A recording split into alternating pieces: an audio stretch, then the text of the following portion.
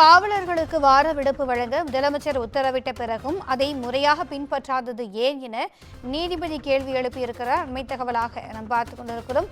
கூடுதல் விவரங்களை எமது செய்தியாளர் சக்திவேல் வழங்க கேட்கலாம். வணக்கம் சக்திவேல், இந்த வழக்கு குறித்தான கூடுதல் விவரங்கள். அதாவது மதுரை ஆச்சன்பட்டி காவலர் செந்தில்குமார் அப்படிங்கிறவர் உயர்நீதிமன்றம் மதுரை கிளையில ஒரு மனு ஒன்று தாக்கல் செஞ்சிருந்தாருங்க. அதுல தமிழக காவல்துறையில அதிக பணிச்சுமை இருப்பதாகவும் ஓய்வின்றி பணியாற்ற வேண்டியுள்ளதாகவும் காவலர்கள் தரப்புல தொடர்ந்து புகார் கூறப்பட்டுள்ளது.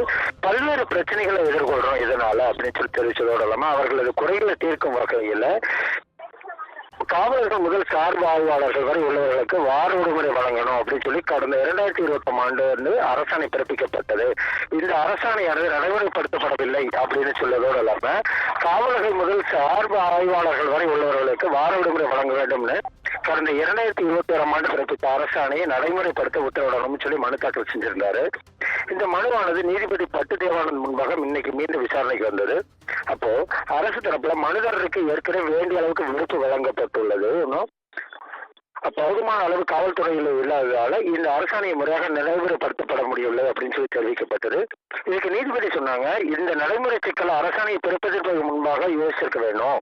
முதல்வர் பிறப்பித்த அரசாணையை முறையாக நடைமுறைப்படுத்துவதில் என்ன பிரச்சனை அப்படின்னு கேட்டதோட இல்லாம இதனால சம்பந்தப்பட்ட காவல்துறையினர் மட்டுமல்லாது அவர்களது குடும்பத்தினரும் பாதிக்கப்படுகிறார்கள் தெரிவிச்சிருந்தாங்க. தலைமை காவலர்கள் மற்றும் காவலர்கள் மற்றும் அவர்களுடைய குடும்பத்தின் நலனுக்காகவும் இந்த உத்தரவை முறையாக பின்பற்றணும்.